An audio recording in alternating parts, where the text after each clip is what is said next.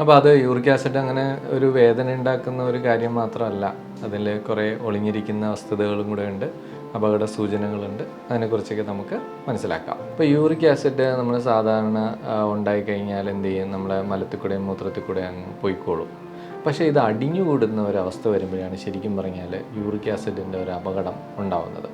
എന്താണ് യൂറിക് ആസിഡിൻ്റെ ഘടന, എങ്ങനെയാണ് ഇത് വേദന ഉണ്ടാക്കുന്നത്, എവിടെയൊക്കെയാണ് ഇത് അടിഞ്ഞുകൂടുന്നത്, എന്തൊക്കെ അപകടങ്ങളാണ് ഉണ്ടാകുന്നത്. ഇപ്പോൾ യൂറിക് ആസിഡ് കണ്ടുപിടിച്ച് ചികിത്സിച്ചില്ലെങ്കിൽ പെട്ടെന്ന് തന്നെ പേഷ്യൻറ്റിന് അത് തേഞ്ഞു പോവുകയും അമിതമായ വേദന, രാത്രി വേദന, നടക്കുമ്പോൾ വേദനയൊക്കെ ഉള്ള ഒരുപാട് വേദനകൾ കാണാറുണ്ട്.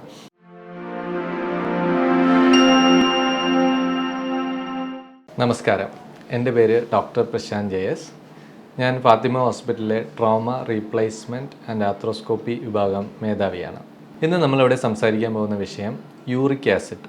യൂറിക് ആസിഡ് നിങ്ങൾക്കെല്ലാം അറിയാം. ഇപ്പോൾ യൂറിക് ആസിഡ് വളരെയധികം എല്ലാവർക്കും അറിയാവുന്ന ഒരു കാര്യമാണ്. യൂറിക് ആസിഡ് എന്താണ്, വേദന, എല്ലാവരും കാലുവേദന അല്ല അവിടെ ഇവിടെയൊക്കെ വേദന വരുമ്പോൾ പേഷ്യൻസ് തന്നെ യൂറിക് ആസിഡ് നോക്കിയിട്ട് നമ്മുടെ അടുത്ത് കൊണ്ട് വരാറുണ്ട്. അപ്പോൾ അത് യൂറിക് ആസിഡ് അങ്ങനെ ഒരു വേദന ഉണ്ടാക്കുന്ന ഒരു കാര്യം മാത്രമല്ല, അതിൽ കുറേ ഒളിഞ്ഞിരിക്കുന്ന വസ്തുതകളും കൂടെ ഉണ്ട്, അപകട സൂചനകളുണ്ട്. അതിനെക്കുറിച്ചൊക്കെ നമുക്ക് മനസ്സിലാക്കാം. അപ്പോൾ എന്താണ് യൂറിക് ആസിഡ്? നമ്മൾ മത്സ്യം, മാംസം, പരിപ്പ് വർഗ്ഗങ്ങളൊക്കെ കഴിക്കുമ്പോൾ നമ്മുടെ ശരീരത്തിൽ, രക്തത്തിൽ ഉണ്ടാകുന്ന ഒരു വസ്തുവാണ് യൂറിക് ആസിഡ്. അപ്പോൾ യൂറിക് ആസിഡ് നമ്മൾ സാധാരണ ഉണ്ടായിക്കഴിഞ്ഞാൽ എന്ത് ചെയ്യും, നമ്മുടെ മലത്തിൽ കൂടെയും മൂത്രത്തിൽ കൂടെയും അങ്ങ് പോയിക്കോളും. പക്ഷേ ഇത് അടിഞ്ഞുകൂടുന്ന ഒരവസ്ഥ വരുമ്പോഴാണ് ശരിക്കും പറഞ്ഞാൽ യൂറിക് ആസിഡിൻ്റെ ഒരു അപകടം ഉണ്ടാകുന്നത്. അപ്പോൾ പ്യൂരിൻസ് എന്ന് പറയുന്ന ഒരു രക്തത്തിലെ വസ്തു വിഘടിച്ച് മെറ്റബോളൈസ് ചെയ്തുണ്ടാകുന്ന ഒരു വസ്തുവാണ് യൂറിക് ആസിഡ്. ഇതൊരു ഉപ്പിനെ പോലെ ഇരിക്കും, നമ്മൾ ഒരു ക്രിസ്റ്റൽ ആണ് ഇത്. നമ്മുടെ കൂടുതലായിട്ട് നമ്മുടെ ജോയിൻറ്റുകൾക്ക് ചുറ്റും അല്ലെങ്കിൽ ജോയിൻറ്റുകൾക്ക് അകത്തൊക്കെ അടിഞ്ഞു കൂടിയിട്ടാണ് വേദനയും നീരുമൊക്കെ ഉണ്ടാക്കുന്നത്. അപ്പോൾ എന്താണ് യൂറിക് ആസിഡിൻ്റെ ഘടന, എങ്ങനെയാണ് ഇത് വേദന ഉണ്ടാക്കുന്നത്, എവിടെയൊക്കെയാണ് ഇത് അടിഞ്ഞുകൂടുന്നത്, എന്തൊക്കെ അപകടങ്ങളാണ് ഉണ്ടാകുന്നത്, അതിനെക്കുറിച്ച് നമുക്ക് സംസാരിക്കാം. ഒന്ന്, യൂറിക് ആസിഡ് ഞാൻ പറഞ്ഞില്ലേ, നമ്മളിപ്പോൾ ഇന്നത്തെ അമിതഭാരം, നമ്മുടെ ഫാസ്റ്റ് ഫുഡ്, വെള്ളം കുടി കുറവ്, എക്സസൈസ് ഇല്ലായ്മ എന്നിവയൊക്കെ കൊണ്ട് നമ്മുടെ ശരീരത്തിൽ യൂറിക് ആസിഡ് അമിതമായിട്ട് അടിഞ്ഞു കൂടാറുണ്ട്. അപ്പോൾ ഈ സീ ഫുഡ് ഒരുപാട് കഴിക്കുന്നവർ, അതേപോലെ തന്നെ റെഡ് മീറ്റ് കഴിക്കുന്നവർ, ചിലതരം പരിപ്പ് വർഗ്ഗങ്ങൾ ഒക്കെ കഴിക്കുമ്പോൾ നമുക്ക് എന്ത് പറ്റും, ഈ യൂറിക് ആസിഡ് അടിഞ്ഞുകൂടും. ഇത് നമ്മുടെ ജോയിൻറ്റുകളിൽ ചുറ്റോ, നമുക്ക് ഏത് ടിഷ്യൂ, നമ്മുടെ ബോഡിയിലുള്ള ഏത് ടിഷ്യൂവിൽ വേണമെങ്കിലും യൂറിക് ആസിഡ് അടിഞ്ഞുകൂടാം. ജോയിൻറ്റിലെ ടിഷ്യൂ, അതിന് ചുറ്റും ഒരു മോണോ യൂറേറ്റിക് ക്രിസ്റ്റൽസ് ഉണ്ടാക്കിയിട്ട് ചെറിയ ഉപ്പ് പോലെ അല്ലെങ്കിൽ കാൽഷ്യം പോലുള്ളൊരു ഇതുണ്ടാക്കി അതിങ്ങനെ കുത്തി വേദന ഉണ്ടാക്കും. അപ്പോൾ കൂടുതലായും നമുക്ക് ഒരു രോഗി വരുന്നതെന്ന് വെച്ച് കഴിഞ്ഞാൽ കാലിലെ വേദന, നമ്മുടെ heal pain, plantar fasciitis uric acid കാരണം വരാറുണ്ട്. മുട്ടിലെ വേദന, മുട്ടിൽ കാണപ്പെടുന്ന വേദനകൾ വരാറുണ്ട്. കയ്യിൽ, റിസ്റ്റിൽ ഒക്കെ ഉണ്ടാകുന്ന വേദന, ഷോൾഡറിൽ ഉണ്ടാകുന്ന വേദന, ഈവൻ നമ്മൾ വെർട്ടിബ്ര, നടുവേദന, കഴുത്ത് വേദനയൊക്കെ യൂറിക് ആസിഡ് കാരണം നമുക്ക് വരാറുണ്ട്. രണ്ട്, നമുക്ക് കിഡ്നിയിൽ യൂറിക് ആസിഡ് അടിഞ്ഞിട്ട് കല്ല് ഉണ്ടാകുന്നത് വേറൊരു ഘടകമാണ്. ഇപ്പോൾ പുതിയ പഠനങ്ങളിൽ പറയുന്ന യൂറിക് ആസിഡ് ചെറിയ രക്തക്കുഴലുകളിൽ അടിഞ്ഞിട്ട്, നിങ്ങൾക്കറിയാം ചെറിയ രക്തക്കുഴലുകൾ എവിടെയൊക്കെയാണുള്ളത്, നമ്മുടെ ഹാർട്ടിലുണ്ട്, അതേപോലെ തന്നെ ബ്രെയിനിലുണ്ട്. അവിടെയൊക്കെ ഇത് അടിഞ്ഞുകൂടി ബ്ലോക്ക് ഉണ്ടാക്കിയാൽ എന്ത് പറ്റും, സ്ട്രോക്ക്, അതേപോലെ തന്നെ ഹാർട്ടിന് ഉണ്ടാകുന്ന അറ്റാക്ക്. പിന്നെ ഡയബറ്റിസിന് ഒരു കാരണം പറയുന്നുണ്ട് യൂറിക് ആസിഡിന്. ഹൈപ്പർ ടെൻഷൻ, പ്രഷർ ഉണ്ടാക്കാൻ ഒരു കാരണം പറയാറുണ്ട്. പിന്നെ യൂറിക് ആസിഡ് മാത്രമായിട്ട് ഒരു വേദന ഉണ്ടാകുന്നതിലുപരി എന്തെങ്കിലും ഒരു തേയ്മാനമോ അല്ലെങ്കിൽ എന്തെങ്കിലും ഒരു ചതവോ അല്ലെങ്കിൽ എന്തെങ്കിലും ഒരു ഇപ്പോൾ പ്രഷറാണെങ്കിലോ ഒക്കെ ഉണ്ടെങ്കിൽ ഇതിൻ്റെ വേദന അധികമാക്കുന്നത് യൂറിക് ആസിഡിൻ്റെ ഒരു പ്രത്യേകതയാണ്. അപ്പോൾ ഇത് 4 സ്റ്റേജിലാണ് നമുക്ക് യൂറിക് ആസിഡ് ഉണ്ടാകുന്നത്. ഒന്നെന്ന് പറഞ്ഞു കഴിഞ്ഞാൽ അസിംറ്റമാറ്റിക് സ്റ്റേജ്, അതായത് നമ്മുടെ ശരീരത്തിൽ യൂറിക് ആസിഡ് കൂടുതലായിരിക്കും, പക്ഷേ നമ്മളറിയില്ല, നമുക്ക് വേദനയൊന്നും ഉണ്ടാവില്ല. അപ്പോൾ ആ വേദനകൾ എങ്ങനെയാണ് കാണുന്നത് വെച്ചാൽ, പെട്ടെന്നൊരു ചതവുണ്ടായി അല്ലെങ്കിൽ ഒരു എല്ല് പൊട്ടലുണ്ടായി, പേഷ്യൻ്റ് പ്ലാസ്റ്റർ ഇട്ട് 3 ആഴ്ച കഴിഞ്ഞിട്ട് വേദന കുറയാതെ നിൽക്കുമ്പോൾ നമ്മൾ നോക്കുമ്പോഴായിരിക്കും പെട്ടെന്ന്, അല്ലെങ്കിൽ ചുമ്മാ ഒരു ബ്ലഡ് ടെസ്റ്റ്, നമ്മളൊരു മെഡിക്കൽ ചെക്കപ്പ് നടത്തും, അതിനകത്ത് നമുക്ക് യൂറിക് ആസിഡ് കൂടി നിൽക്കുമ്പോൾ നമുക്ക് മനസ്സിലാവും.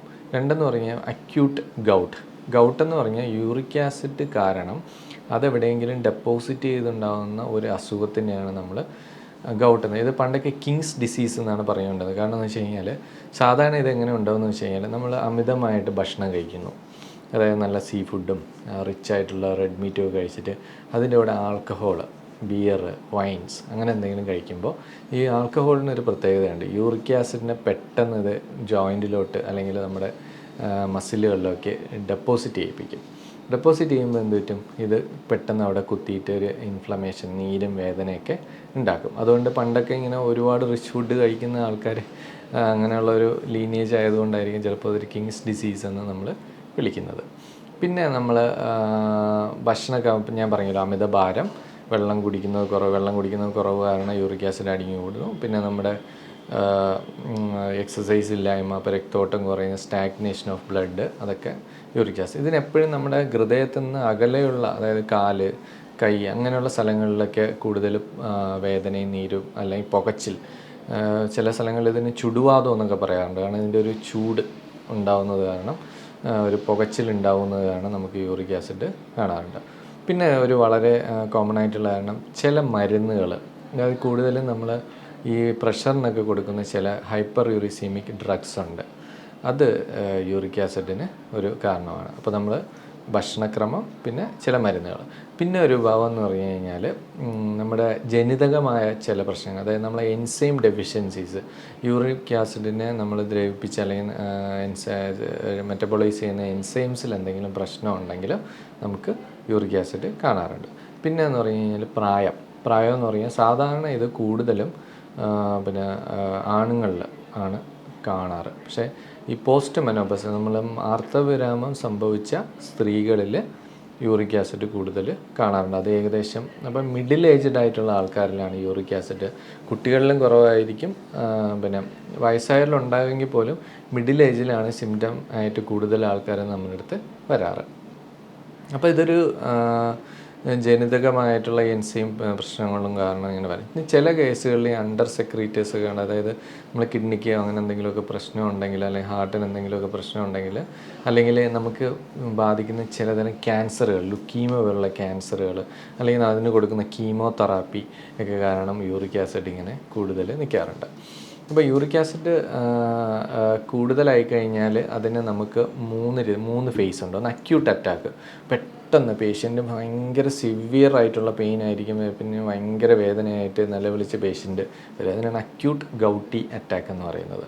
അത് ഫസ്റ്റ്. അപ്പോൾ അത് നമ്മൾ അതൊരു സ്റ്റേജ്. സെക്കൻഡ് സ്റ്റേജ് എന്ന് പറയാൻ ഇൻ്റർ ഇക്ടൽ പീരീഡ്, അതായത് നമ്മളൊരു അക്യൂട്ട് സ്റ്റേജ് കഴിഞ്ഞാൽ പിന്നെ പേഷ്യൻറ്റിന് അവിടെ എവിടെയൊക്കെ ചെറുതായിട്ട് ഇങ്ങനെ പെയിന്, അല്ലെങ്കിൽ ചിലപ്പോൾ ഇതേപോലെ തന്നെ അറ്റാക്കുകൾ ഒക്കെ വരും. അപ്പോൾ ഇതിൻ്റെ രണ്ടിനെ കാരണം, ഒന്ന് യൂറിക് ആസിഡ് ഡെപ്പോസിറ്റ് ചെയ്യുമ്പോൾ പെട്ടെന്നൊരു വേദനയും നീരും ഒക്കെ വരും. രണ്ട്, യൂറിക് ആസിഡ് കുറേ നാളിങ്ങനെ ഡെപ്പോസിറ്റ് ചെയ്ത് കഴിഞ്ഞാൽ ടോഫി എന്ന് പറയുന്നൊരു സാധനം, ടോഫി എന്ന് പറയുന്ന ഒരു കാൽസ്യം ഡെപ്പോസിറ്റ് പോലൊരു ഇതാണ്, ഒരു കല്ല് പോലെ ഇങ്ങനെ നമ്മളെ ജോയിൻറ്റിനകത്തും മസിലിലൊക്കെ ഇങ്ങനെ ഡെപ്പോസിറ്റ് ചെയ്തിട്ട് വേദന, നീര് ഇങ്ങനെ പൊങ്ങി, ഒരു സ്വെല്ലിങ് പോലെ, ഒരു ട്യൂമർ പോലെ ഇങ്ങനെ പൊങ്ങി വരുന്ന ടോഫി. അപ്പോൾ അതൊക്കെ ക്രോണിക് ഗൗട്ടിൻ്റെ ഒരു ലക്ഷണമാണത്. അപ്പോൾ ഇതാകുമ്പോൾ ഇങ്ങനെ ഇടയ്ക്കിടയ്ക്ക് വേദന, നീരൊക്കെ വരും. ഇനി ചില പേഷ്യൻസിനെ നമ്മൾ ലേബിൾ ചെയ്യും, തേയ്മാനമാണെന്ന് ലേബിൾ ചെയ്യും. പക്ഷേ പേഷ്യൻ്റ് വരുമ്പോൾ നമ്മൾ എക്സ്റേ എടുത്ത് നോക്കുമ്പോൾ എന്ത് പറ്റും, ചെറിയ ടോഫിയുടെ ഇതിൻ്റെ ഈ കാർട്ടിലേജിൻ്റെ അംശം കാണുമ്പോൾ പിന്നെ യൂറിക് ആസിഡ് നോക്കുമ്പോഴാണ് ഈ പേഷ്യൻ്റ് യൂറിക് ആസിഡ് ഉണ്ട് എന്ന് പറയുന്നത്. അപ്പോൾ അത് അമിതമായ വേദനയായിരിക്കും, സാധാരണ തേയ്മാനത്തിൻ്റെ വേദന ആയിരിക്കില്ല, നല്ല വേദനയായിരിക്കും. അപ്പോൾ യൂറിക് ആസിഡ് കണ്ടുപിടിച്ച് ചികിത്സിച്ചില്ലെങ്കിൽ പെട്ടെന്ന് തന്നെ പേഷ്യൻറ്റിന് അത് തേഞ്ഞു പോവുകയും അമിതമായ വേദന, രാത്രി വേദന, നടക്കുമ്പോൾ വേദനയൊക്കെ ഉള്ള ഒരുപാട് വേദനകൾ കാണാറുണ്ട്. ഇത് ഏറ്റവും കൂടുതൽ ബാധിക്കുന്നത് നമ്മളെ തള്ളവിരലിനെ, നമ്മുടെ കാലിലെ തള്ളവിരലിനെയാണ് നമ്മൾ ഏറ്റവും കൂടുതൽ ഇത് ബാധിക്കുന്നത്. കാരണം അവിടെ തണുപ്പുള്ള ഒരവസ്ഥയിൽ ഇത് കൂടുതൽ ഡെപ്പോസിറ്റ് ചെയ്യും. അതുപോലെ തന്നെ ഞാൻ നേരത്തെ പറഞ്ഞില്ലേ, നമ്മുടെ ആൽക്കഹോൾ, ബിയറാണ് ഏറ്റവും പ്രശ്നം. പിന്നെ അത് കഴിഞ്ഞാൽ ബാക്കിയുള്ള ആൽക്കഹോൾസും പ്രശ്നം തന്നെയാണ്. അപ്പം ബിയറും ഒരു പ്രശ്നം. പിന്നെ നമ്മളിതിൻ്റെ ട്രീറ്റ്മെൻറ്റ് നമ്മൾ പേഷ്യൻറ്റിന് ഇതിൻ്റെ സീരിയസ്നെസ് ഒന്ന് എഡ്യൂക്കേറ്റ് ചെയ്യുന്നതിലാണ് ഏറ്റവും വലിയ കാര്യം. അപ്പോൾ ഫസ്റ്റ് പേഷ്യൻറ്റ് ചെയ്യേണ്ട കാര്യങ്ങൾ, സെക്കൻഡ് നമ്മുടെ മരുന്നുകൾ, മൂന്നെന്ന് പറഞ്ഞാൽ എക്സസൈസ്. അങ്ങനെ 3 കാര്യങ്ങൾ നമ്മൾ ചെയ്യണം. പേഷ്യൻ്റ് സീ ഫുഡുകൾ ഒഴിവാക്കുക. സീ ഫുഡുകൾ ഒരുപാട് എന്ന് വെച്ചാൽ പ്രധാനമായിട്ട് വലിയ മത്സ്യങ്ങൾ, നെത്തോലി, ചൂട് പോലുള്ള മത്സ്യങ്ങളൊക്കെ കഴിക്കുന്നതുകൊണ്ട് വലിയ കുഴപ്പമില്ല. പക്ഷേ വലിയ മത്സ്യങ്ങളെല്ലാം നമ്മൾ ഒഴിവാക്കുക. 2, റെഡ് മീറ്റ്, ബീഫ്, ആട് പോലുള്ള ലിവർ അങ്ങനെയുള്ള സാധനങ്ങളൊക്കെ ഹൈ പ്യൂരിൻ കണ്ടൻസ് ഉള്ളതാണ്, അത് ഒഴിവാക്കണം. ചിക്കൻ വല്ലപ്പോഴും കഴിക്കാം, പിന്നെ സ്കിംഡ് മിൽക്ക് കഴിക്കാം. ഡയറി പ്രൊഡക്ട്സിൽ സ്കിംഡ് മിൽക്ക് കുഴപ്പമില്ല. പിന്നെ പരിപ്പ് വർഗ്ഗങ്ങൾ നമ്മൾ ഒഴിവാക്കാൻ പറ്റുന്നിടത്തോളം ഒഴിവാക്കുക എന്നുള്ളതാണ് യൂറിക് ആസിഡിൽ ശ്രദ്ധിക്കേണ്ടത്. 2, അമിതഭാരം വരുമ്പോഴത്തേക്ക് യൂറിക് ആസിഡ് കൂടുമ്പോൾ വെയിറ്റ് കുറച്ച് വയ്ക്കുക. 3, വെള്ളം കുടിക്കുക. നല്ലവണ്ണം വെള്ളം കുടിക്കണം. വെള്ളം കുടിക്കുമ്പോഴത്തേക്ക് യൂറിക് ആസിഡ് അത് പോയി കിഡ്നിയിൽ കല്ലൊന്നും ഉണ്ടാവാതെ ശ്രദ്ധിക്കാൻ പറ്റും. പിന്നെ നമ്മൾ 4ാമത് മരുന്നെന്ന് വെച്ച് കഴിഞ്ഞാൽ നമുക്ക് 3 രീതിയിലുള്ള മരുന്നുണ്ട്. ഒന്ന് അക്യൂട്ട് അറ്റാക്കിന് കൊടുക്കുന്ന NSAID പോലുള്ള മരുന്ന്, കോളിച്ചിസിൻ, അതായത് ഒരു ഇൻഫ്ലമേഷൻ തടയാനുള്ള മരുന്ന് നമ്മൾ കൊടുക്കാറുണ്ട്. സെക്കൻഡ് സ്റ്റേജ് വരുമ്പോൾ യൂറിക് ആസിഡിനെ കുറയ്ക്കാൻ വേണ്ടിയിട്ടുള്ള മരുന്ന്, അതായത് നമ്മൾ കുറേ മരുന്നുകളല്ല, പ്യൂറിനോൾ പോലുള്ള മരുന്നുകൾ, ഫെബിക്സോസ്റ്റാറ്റ് പോലുള്ള മരുന്നുകളൊക്കെ ഇതിൻ്റെ യൂറിക് ആസിഡ് കുറയ്ക്കാൻ വേണ്ടിയിട്ടുള്ള മരുന്നുകളാണ്. 3, എക്സസൈസ് ചെയ്തിട്ട് നമ്മൾ യൂറിക് ആസിഡിൻ്റെ ഡെപ്പോസിഷൻ തടയ്ക്കാൻ വേണ്ടിയുള്ള എക്സസൈസ്, നമുക്കെവിടെയാണ് വേദന ഉണ്ടാകുന്നത് അത്. ഇനി നമ്മൾ ഏറ്റവും പ്രത്യേകിച്ച് ശ്രദ്ധിക്കുകയെന്ന് വെച്ചാൽ ചില പേഷ്യൻസിൽ നമ്മളിപ്പം മിക്ക പേഷ്യൻസ് നമ്മുടെ അടുത്ത് വരുമ്പോൾ ഈ അസുഖം യൂറിക് ആസിഡാണെന്ന് കണ്ടുപിടിക്കില്ല. പേഷ്യൻറ്റിനെ തേയ്മാനം എന്ന് പറഞ്ഞ് ഇങ്ങനെ ചികിത്സിച്ചുകൊണ്ടിരിക്കുകയായിരിക്കും.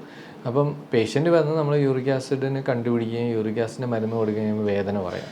പക്ഷേ യൂറിക് ആസിഡ് മൂലം ക്രോണിക്സിറ്റി, അതായത് ഒരു തേയ്മാനം ആവുകയോ പിന്നെ ടോഫി പോലുള്ള ഡെപ്പോസിഷൻ ഉണ്ടായിക്കഴിഞ്ഞാൽ പിന്നെ അതൊരു തേയ്മാനം പോലെ തന്നെ നമ്മൾ ചികിത്സിക്കേണ്ടത്. നമ്മൾ യൂറിക് ആസിഡ് കുറഞ്ഞെന്നും പറഞ്ഞാൽ ആ വേദന കുറയണമെന്നില്ല. അപ്പോൾ നമ്മൾ early diagnosis is very important. നമ്മൾ ആദ്യം തന്നെ ഇത് കണ്ടുപിടിച്ച് ചികിത്സിക്കുകയാണെങ്കിൽ വളരെ നന്നായിരിക്കും. അപ്പോൾ നിങ്ങൾക്ക് ഇപ്പം കുറച്ച് കാര്യങ്ങൾ മനസ്സിലായല്ലോ. എല്ലാ അസുഖത്തിനും ഏറ്റവും കൂടുതൽ വേണ്ടത് എന്തൊക്കെയാണ്? Healthy life style. അതായത് നമ്മൾ നന്നായിട്ട് എക്സസൈസ് ചെയ്യുക, വെള്ളം നന്നായിട്ട് കുടിക്കുക, നല്ല ഫുഡ്, ഫാസ്റ്റ് ഫുഡുകൾ ഒഴിവാക്കി നല്ല ഫ്രൂട്ട്സൊക്കെ ഉൾപ്പെടുത്തി ജലാംശം കൂടുതൽ ഉള്ള ഇതെല്ലാം കഴിച്ച് ഹെൽത്തി ആയിട്ട് എക്സസൈസുകൾ ചെയ്യുക. അപ്പം എക്സസൈസ് ചിലർ ആൾക്കാർ എൻ്റെ അടുത്ത് പറയാറുണ്ട്, ഞാൻ വീട്ടിൽ രാവിലെ തൊട്ട് വൈകിട്ട് വരെ ജോലി ചെയ്യുന്നതാണ്. പക്ഷേ നമ്മൾ ഇന്ന് കഴിക്കുന്ന ഫുഡും ലൈഫ് സ്റ്റൈലും ഒക്കെ നോക്കുമ്പോൾ നമ്മൾ ആ എക്സസൈസിൽ നമ്മളെന്തെങ്കിലും ഫാസ്റ്റായിട്ടുള്ള 45 മിനിറ്റ്സ് നടക്കുകയോ അല്ലെങ്കിൽ ജോഗ് ചെയ്യുകയോ അല്ലെങ്കിൽ ചെറുതായ എന്തെങ്കിലും എക്സസൈസോ ഒക്കെ ചെയ്യാം. അപ്പോൾ പറയും കാലുവേദന കാരണം എനിക്ക് എക്സസൈസ് ചെയ്യാൻ പറ്റുന്നില്ല. കാലുവേദന കാലുകൊണ്ടുള്ള എക്സസൈസുകൾ അല്ലല്ലോ, പല എക്സസൈസുകളുണ്ട്. നമുക്ക് കൈ കൊണ്ട് ചെയ്യാനുള്ള എക്സസൈസ്, കിടന്നിട്ട് ചെയ്യുന്ന എക്സസൈസ് ഉണ്ട്. പിന്നെ ഇപ്പോൾ സ്വിമ്മിങ് ഇപ്പോൾ ഒരു നല്ല എക്സസൈസാണ്. അപ്പോൾ നമ്മൾ ഇപ്പോൾ സൈക്ലിങ് ഇപ്പോൾ പുതുതായിട്ട് വരുന്നുണ്ട് എക്സസൈസുകൾ. അപ്പോൾ അങ്ങനെയുള്ള നമുക്ക് കാല് നിലത്തൂന്നി ചെയ്യാൻ പറ്റാത്ത കുറേ എക്സസൈസ് വെറൈറ്റീസ് ഇപ്പോൾ വരുന്നുണ്ട്. അതൊക്കെ നമ്മൾ ഒരു ഫിസിയോ ട്രെയിനറും അതായത് ഡോക്ടറുടെ നിർദ്ദേശപ്രകാരം നമുക്ക് ചെയ്യാൻ പറ്റും. അപ്പോൾ ഇത്രയൊക്കെയാണ് എനിക്ക് യൂറിക് ആസിഡിനെ കുറിച്ച് പറയാനുള്ളത്. അടുത്ത പ്രാവശ്യം വീണ്ടും ഒരു ടോപ്പിക്കുമായിട്ട് വരാം. നമസ്കാരം.